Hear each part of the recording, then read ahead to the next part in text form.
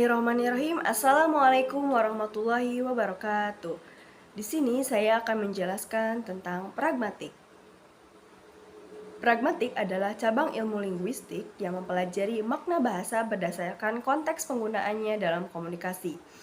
Pragmatik tidak hanya melihat makna kata atau kalimat secara harfiah, tetapi juga mempertimbangkan siapa yang berbicara, kepada siapa, dalam konteks situasi apa, dan dengan tujuan apa. Menurut George Yule, pragmatik adalah studi tentang makna yang disampaikan oleh penutur dan ditafsirkan oleh pendengar dalam suatu konteks tertentu. Artinya, dalam pragmatik kita tidak hanya memahami apa yang dikatakan, tetapi juga apa yang dimaksud oleh penutur. Contoh, di sini panas sekali. Secara semantik hanya menyatakan kondisi suhu, namun secara pragmatik bisa bermakna meminta orang lain membuka jendela atau meminta menyalakan kipas atau AC. Jadi, pragmatik menekankan pada makna tersirat dalam komunikasi. Adapun kaitan pragmatik dengan ilmu linguistik, semantik, dan wacana. Pragmatik memiliki hubungan erat dengan beberapa cabang ilmu bahasa lainnya. Pragmatik dan linguistik. Linguistik adalah ilmu yang mempelajari bahasa secara ilmiah.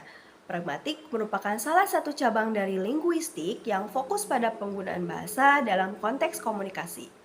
Cabang linguistik lainnya diantaranya ada fonologi, morfologi, sintaksis, semantik, dan pragmatik. Jadi, pragmatik melengkapi kajian bahasa dengan melihat bahasa digunakan dalam kehidupan nyata. Lalu, pragmatik dan semantik. Semantik mempelajari makna bahasa secara literal atau berdasarkan struktur bahasa, sedangkan pragmatik mempelajari makna bahasa berdasarkan konteks penggunaan. Perbedaannya, semantik makna berdasarkan kata dan kalimat, sedangkan pragmatik makna berdasarkan konteks. Lalu, semantik maknanya literal, sedangkan pragmatik maknanya tersirat. Contoh, kalimat rumahnya jauh. Secara semantik menunjukkan jarak rumah yang jauh. Secara pragmatik bisa berarti menolak ajakan berkunjung. Lalu ada pragmatik dan wacana. Wacana adalah situasi bahasa yang paling lengkap berupa percakapan, teks, atau komunikasi yang utuh.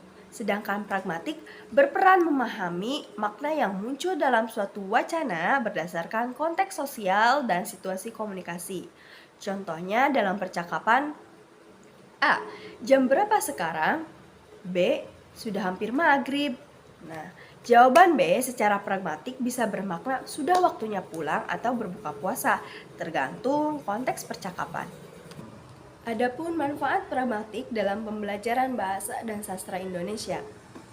Pertama, membantu siswa memahami makna bahasa dalam konteks.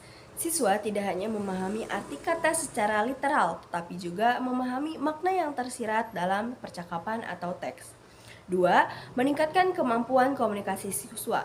Dengan memahami pragmatik, siswa dapat belajar berbicara dengan sopan, menyesuaikan bahasa dengan situasi, dan memahami maksud lawan bicara.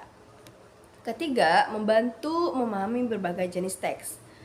Dalam pelajaran bahasa Indonesia, siswa mempelajari banyak teks seperti teks dialog, cerpen, drama, dan novel.